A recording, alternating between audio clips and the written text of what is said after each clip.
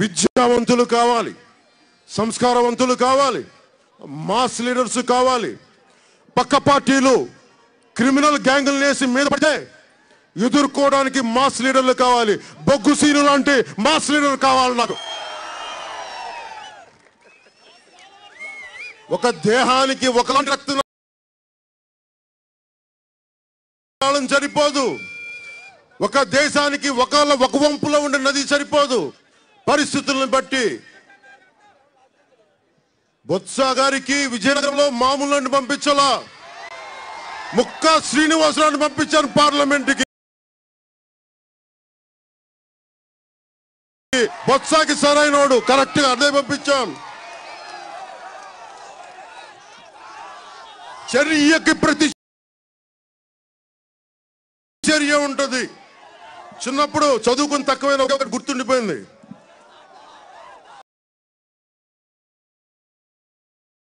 For every action there is an equal and opposite reaction.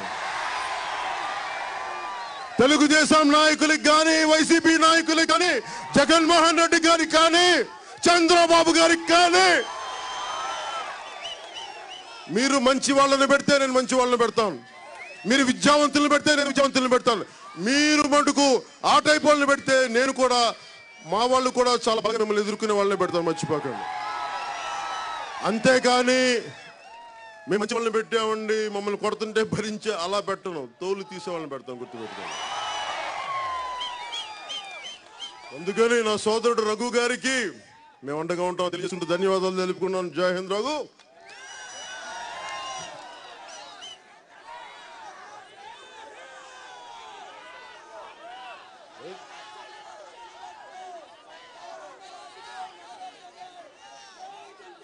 అలాగే అసలు party ఇవ్వడానికి ఒక్కరు రాలేదు నాకు పార్టీ ఆఫీస్కి. నచ్చిందా నీకు? కరెక్ట్ అని పెట్టాను కదా ఎంపీ.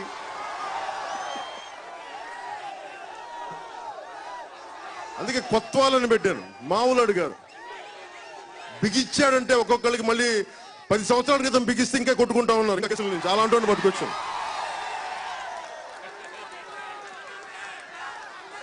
ఆయన మాట్లాడుతున్నారు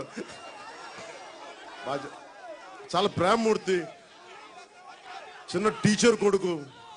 వాళ్ళ అమ్మాయి 175 రూపాయలకి పాపం విద్య పాఠాలు, చిన్నపిల్లలకి పాఠాలు చెప్పే ఒక తల్లి కొడుకు. తండ్రి ఒక చిన్న ఇంజనీర్, ఒక మధ్యతరగతి కుటుంబం నుంచి వచ్చిన వ్యక్తి.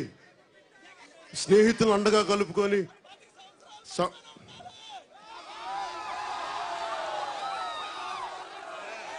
25 సంవత్సరాలు సమాజానికి ఎలాంటి నాయకులు కావాలని నేను చూపిస్తాను. మీరు అలాంటి నాయకులు మీరు తయారవ్వండి 10 సంవత్సరాలు నెక్స్ట్ తరానికి. జేడీ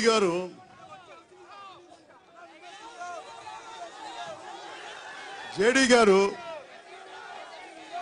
ఎలాంటి వ్యక్తి అంటే సర్దుకెళ్ళిపోయే వ్యక్తి, గొడవ పెట్టుకునే వ్యక్తి. ఇంత కేసు నడుపుతుంటే నేను అప్పుడప్పుడు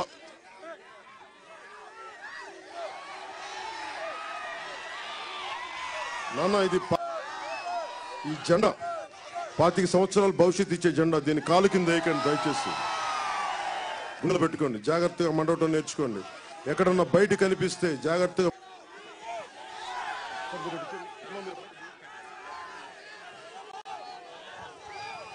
జేడీ గారి పక్కన నాకు కూడా కొంచెం ధైర్యంగా ఉంది అనుకుంటా, ఎత్తుగా బలంగా ఉంటారు అందుకనుకుంటా. ఎత్తుగా బలంగా ఉండటమే కాదు, ఒక సముద్రం అంతా లోతైన మనిషి. ఈయన గుండె ఎలాంటిదంటే ఇంత పెద్ద కేసులు చేస్తా ఉంటే నేను అప్పుడప్పుడు ఈయన హైదరాబాద్ రమానంద రెడ్డి పార్క్ లో వాకింగ్ చేస్తున్నాడు. ఈయనంట జేడీ లక్ష్మీనారాయణ గారు వాకింగ్ చేస్తున్నారంటే ఈయనకి సెక్యూరిటీ కూడా లేదనుకునేవాడు. ఎప్పుడు ఆయన 2014లో ఒకసారి కలిశాను. నేను అడిగా, సార్ మీ దగ్గర సెక్యూరిటీ లేరంటే నన్ను ఏం చేస్తారు సార్ అన్నాను. నేను కాన్స్టిట్యూషనల్ రాజ్యాంగం నాకు ఇచ్చిన డ్యూటీ చేస్తున్నాను, నాకు భయాలు ఏముంటాయన్నారు. భయం ఉన్నాడు అది మాట్లాడేది చాలా సింపుల్ గా ఉంటాడు, వస్తే మట్టుకు చాలా చెమడాలు ఒలిచేస్తాడు. అలా అంటాడు. ధైర్యం చాలా సింపుల్ గా మాట్లాడతాడు, తొడలు కొట్టాడు. ధైర్యం ఉన్నాడు తొడలు కొట్టడం, అది చెప్తాను మీకు. ధైర్యం ఉన్నోడు పెద్ద మాటలు మాట్లాడు, చేసేస్తాడు. అలా చేసే మనిషి సైలెంట్గా చేసుకెళ్ళిపోయి బిగిచ్చాడంటే మటుకు ఆయన 10 సంవత్సరాలు మళ్ళీ బయటికి రాలి, జీవితకాలం కూడా బయటికి రాలేకపోవచ్చు. నేను ఇప్పుడు ఆలోచిస్తా ఉన్నా, అసలు వీళ్ళు వైకాపా నాయకులు క్యాంపెయినింగ్ ఎలా వస్తారని ఆలోచిస్తా. అసలు ఏ ముఖం పెట్టుకొని వస్తారు? నేను ఎదురు చూస్తున్నాను వాళ్ళు వచ్చి ఏం మాట్లాడతారని చెప్పి. అలాగే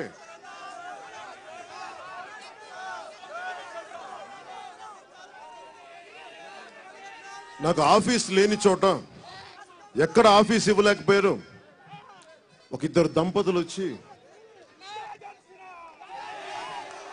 తమ్ముడు రే